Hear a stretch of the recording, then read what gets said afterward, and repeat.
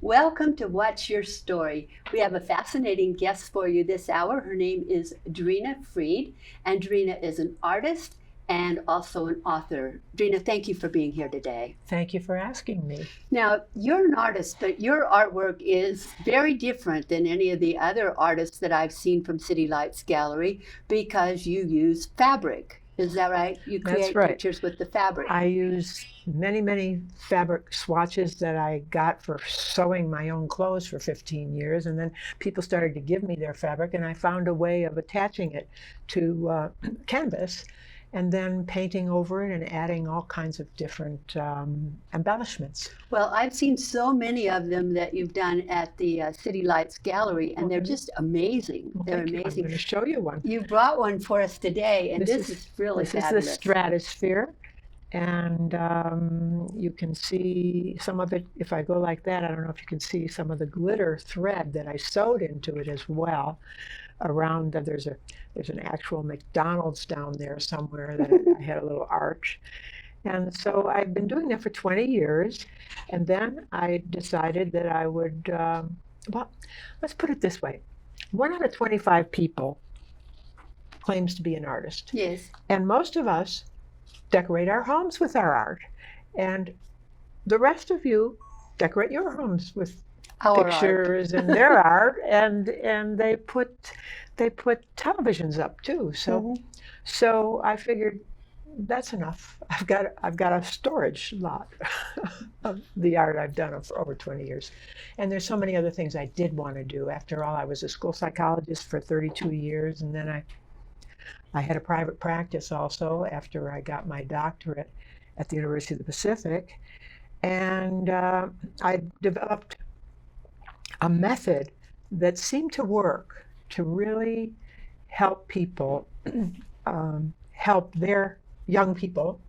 And can we talk about that? Yes, let's definitely talk about that because we're talking about suicide here, right? Suicide, homicide, and all the harm in between the two. Yes, because the statistics are that the rate of suicide is going up and up and up. Oh, gosh. And ever since the pandemic, it's been unbelievable. So yeah, let's talk about that because you have written a book called In Suicide and Homicide and the Harm in Between. And yeah, tell us about this book because I'm really fascinated. Well, with this. I really would like it to get launched and published, but I'm having some trouble setting it up on pages, and eventually it will be published.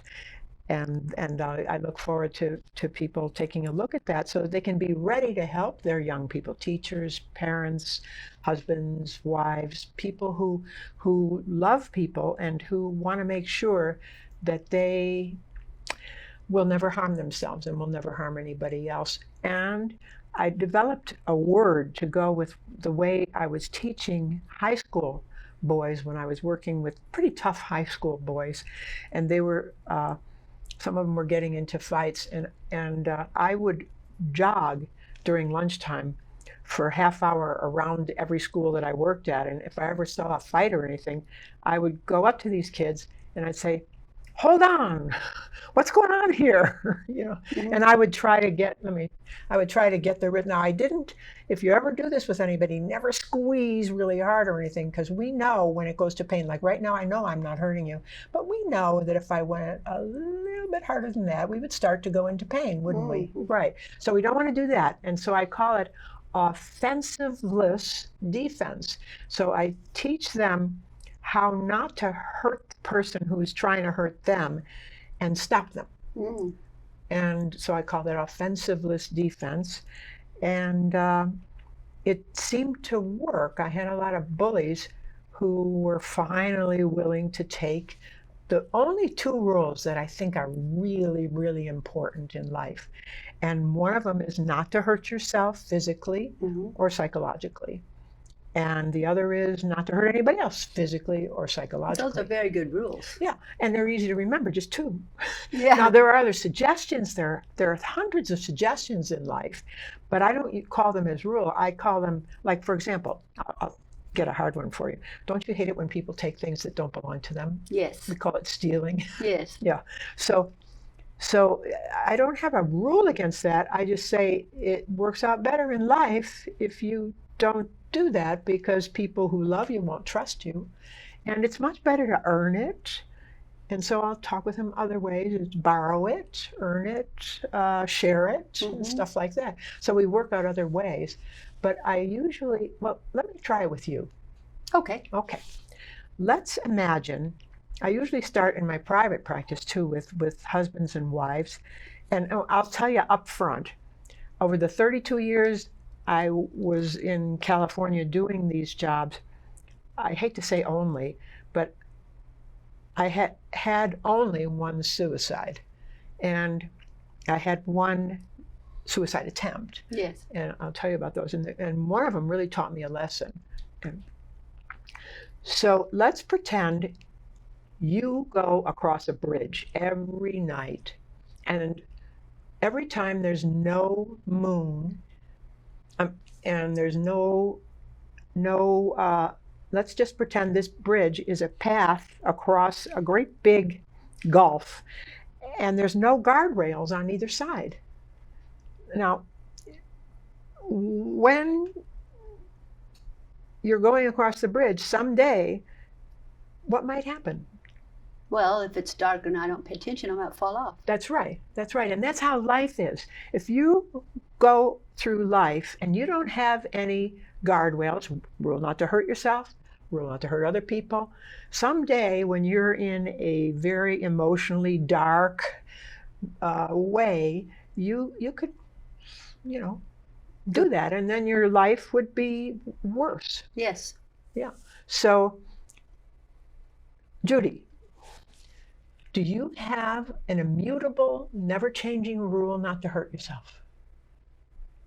I never thought about it before because I never thought about hurting myself. So yes, I guess so.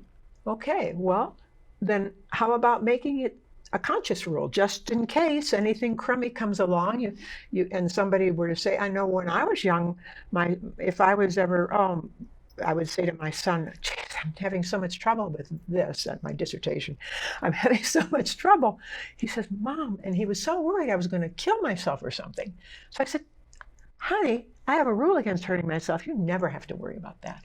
And once you take a rule like that, you can use it to help other people think about, well, maybe I ought to take a rule like that. Yeah. And it's not just killing yourself or suicide, it's the little things too. Let's say you're driving down the street, and you're driving down the street and you make a wrong turn and you say, and you're alone, and you say, stupid. Who are you talking to?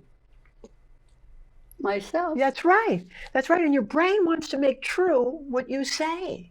So are you willing to stop calling yourself names too? Yes. Instead, you just say, wait a minute, Judi, I just need to turn around. Let's go and get back on track. So you talk to yourself, because we do talk to ourselves about 120 words per minute. All the time. Yeah. And I try to meditate because you're trying to clear your mind of talking to yourself. It's very difficult, meditation. But once you can learn to do it, I hear it's very, very restful for you. So that's that rule. And then the equal and opposite rule, as I would say with those kids, I would take and I would say, I would take the risk like I did with you, but I would just to show them that I wasn't going to hurt them or anything, and I would say what happened, and then I would listen. I wouldn't judge, and I would listen. One of them would say, well, I don't know, he took my bike or something. And rather than saying you shouldn't take his bike, I would say, he says you took his bike. I would just repeat what they said until they can work it out. And it goes back and forth. And the other one might say, I don't know, well, I thought you told me I could borrow it, or I was just going to take it for a minute or something. He says he was just going to take it for a minute. Wow, and they go back and forth like that. And then usually, and I was surprised myself, I would go back and forth, and I just tried this once, and it turned out that it's almost always true, unless you're talking about terrorism. Yeah. Were you guys ever friends? I'd say, were you ever friends? And and they looked a little sheepish, and I would say, well, what did you like about him? What did you like about him? And I would wait until they would come up with something. And they often just walked off together. Yeah.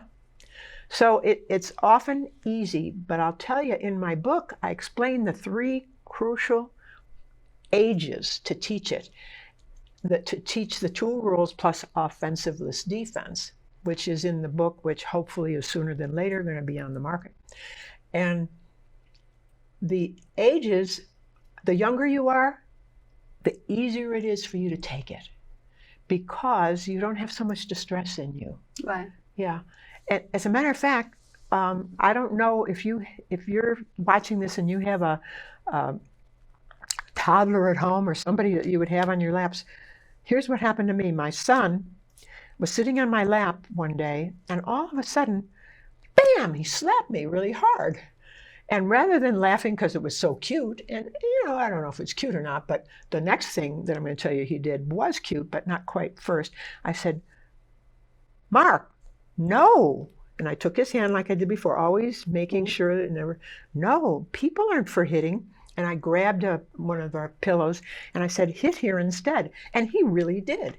Naturally, it's a natural release of anger, frustration. I must have frustrated him or something. He didn't speak very well at that point, but he understood a lot more than he could speak. And so he did. He hit that. He got a little red in the face, which is just anger coming off. And then he stopped, and then he did this. To himself. To himself. Exactly. Now, you chuckled. And I'll tell you, I learned, no, you don't chuckle then either, because then they'll think, oh, it's cute to hurt yourself. No. Yeah. So I did the same thing, the very same thing. You take his hand, you say, no, you're a person too. You hit here instead when you're angry with yourself. Yeah. And so I did the same thing with him. He did that for a while. And then he got off my lap and just did something else because all his frustration and anger, whatever. But most parents don't know how to teach their children to do those things. That's why I'm here. I was using this in California for years and years with anybody that I tested, because I was, paid for, but with the special ed department. And of course, a lot of those kids did have difficulty too. But if I ran across anybody that I suspected were perhaps, ruleless, without any good rule not to harm others, I would go through this with them, and it would only take whatever it took here, and then it only took my son that much to learn that. Yes. Yeah. And then the other age is when they're about 6 years old, to first grade to ninth grade, and then ninth grade it gets a little harder because they got their peers there too. I remember. This is kind of off track a little bit, but I had a rule not to hurt anybody. And when my son had his friend over one day, he started to really bug me really bad. He was interfering with my getting dinner ready. He was interfering here and there. And I said, Mark, if you do that again, I'm going to hurt you. He laughed. He says, you have a rule against hurting anybody. You won't hurt. I said, but I chose that rule. I don't have to keep that rule, but I chose to keep that rule. And so I just want you to know that I'm up to here, and I think that you've really overstepped your bounds here. And if you do it, he did it again. Yep. So instead of hurting him really bad, let me show you what I did. I took his wrist and I went into those little brush burns, not bam really hard, but just slowly and a little tear came out of his young eyes. And he was, I forget how old he was. He was probably, that was before we moved in. He was probably about 10. And I looked at his friend and I stopped then. And I said, is this how it is in your house? And he said, no, much worse at my house. So I knew that I was kind of like onto something. It's the rule that should not be broken, except maybe one tinily one, just to show him that it's a rule you took. But don't, try not to do it for years and years and years and years until you really, that. And it goes on like that. Did you have any questions? I have a bunch of questions. All right. Um, I'm listening to you and I'm thinking how great it would be if a lot of parents could learn this. That's what Because where do parents learn this? Because who teaches people how to be a parent? Well, you get it from here and there, but hopefully I'm hoping that the world will, that everybody, I have a logo, I did an art piece that's the world, and I'm hoping that people will teach their children, one of the first things they teach them is maybe to be gentle. Mm-hmm. And I remember teaching my son, gently, honey, gently, so that he wouldn't go around in stores and, and then I remember him saying, Daddy, and then moving on from there, finding an opportunity to teach him not to hurt himself and not to hurt others. And then when he came to me and said, when I'm upset, I just cry, because I never stopped him from crying. Yeah. I found that it was healthy if they could cry. And I would just say, let it all out, honey, because you'll feel a lot better afterwards. And they've actually done some studies on that, actually. My dissertation was on releasing emotions safely without hurting yourself or somebody else. And when you did that, what do you end up with when all your negative feelings are gone? You're relaxed, you're zestful, you're happy, and you can go on thinking more clearly, you're more rational. As a matter of fact, they even said that these people that I was studying for my dissertation, they said, if you could create a successful, flexible response for everything in life that comes along, wouldn't you call that being a genius? Flexible, creative, rational, appropriate response for everything that comes along. Mm-hmm. And if you could do that, well, that would be great. Yeah, it would be. But there's one thing that gets in the way. There's one thing that I talk about in the book that just has been ruining it. And I want you to check in your life when you look at movies, when you see things that go wrong. It's probably somebody there who doesn't have a rule against hurting himself, somebody who doesn't have a rule against hurting somebody else psychologically or physically. But what happens? Distress. Distress gets in the way. And distress is, in my lingo, is another way of saying there's six major emotions. Shakespeare had 100 different emotional names, but let's just say they're all on a continuum. We'll just take one. Sadness. So sadness, a little bit of sadness would be, we'll call it disappointment. You didn't get to go to the picnic today, maybe you'll go next week, but you're disappointed. All the way up to the love of your life passes away. Makes me cry just thinking that would ever happen. But that's okay. I learned how to stop crying if it's inappropriate, but you won't see the tears. All you'd have to do is swallow like everybody else. But they learn too young. So when my son came to me and the tears were coming out, he said, the kids are laughing at me because I'm, because they see me, and so I taught him in less than 30 seconds, okay, just swallow and you'll be fine, But wasn't it better that you got to cry out your sadness all those years? And I hope you'll do it at least in private or with people that you love in the future. But people have taught their boys that it is weak to cry, and they've taught their girls that you're not supposed to be angry. Yeah. Do you want to know about anger? Well, as you hopefully got from that, crying with sobbing gets rid of sadness. And then you'll be happy again once you get it all out. But there's 5 plus a different one with pain, discharge. But the one for anger, let's go for the little anger. A little anger would be a little frustrated. You're learning a new thing in school and you're having maybe trouble with some fractions. Maybe that's not so little, but that's frustration. All the way up to rage. And rage is when you're getting red in the face and you're doing all kinds of angry movements. But the idea is don't punch a wall like one guy in my private practice did one time. And I said, oops, I forgot to ask you to take a rule. No, you didn't hurt yourself. I mean, you didn't hurt me, but you did punch the wall, and I bet that was hard on your wrist. And now the wall, I have to fix it. So all that got in the way when if you would, and then I went through the whole thing, and so that he and his father said, well, he took the rule. Now, I did tell you about two people who did, one person who committed suicide, the other one who tried. When I was working in a high school up in the mountains in right outside of Bakersfield, this girl was sent to me because she was depressed. And I worked with her, and she accepted the rule not to hurt herself and others. And when she went back to her class I was told this by her counselor, like 2 months later. He said, well, I'll tell you what he said, because it's, what do they call it in court? It's second hand or third hand or something. Right. He said, she asked to see you. And I told her she couldn't because you're testing too many people and you couldn't see her. And she went home and she got one of her father's guns and killed herself.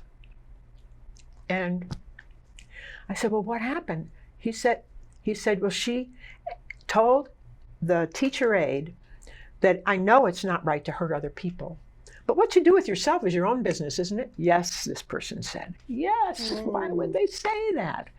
So I learned from them that when they take a rule, when you take a rule, will you take the other? Let me repeat after me. From this moment forward. From this moment forward. I promise. I promise. You could say happily or solemnly, to never again hurt myself. To never again hurt myself. Psychologically or physically. Psychologically or physically. Does it mean anything when you said that? Yeah, it means I'm not going to do that anymore. All right. Well, take the equal and opposite other rule. From this moment forward. From this moment forward. I solemnly or happily promise. I happily promise. Never to hurt anybody else. Not to ever hurt anyone else. Mm-hmm. And this will mean? And this will mean that I'll be a happier person. Right, but you got to learn how to stop them, because those are the ones who don't have a rule, and maybe you're not into teaching them the rule, but stopping them. I'll give you one of my favorite offensiveless defense responses, although it's a little problematic. Do you know that movie Ron Howard directed called, Russell Crowe was in the lead of it, and he played a fighter. If the name comes to me, I'll say it, but he played a fighter. Anyway, towards the end of the movie, he and another fighter ended up in the same bar. And the other fighter, Max Baer, I think his name was, in real life, but somebody played him, I don't know who. And he's egging on this Russell Crowe character, and he's trying to get him he's coming on to his wife. He's just trying to really start a fight.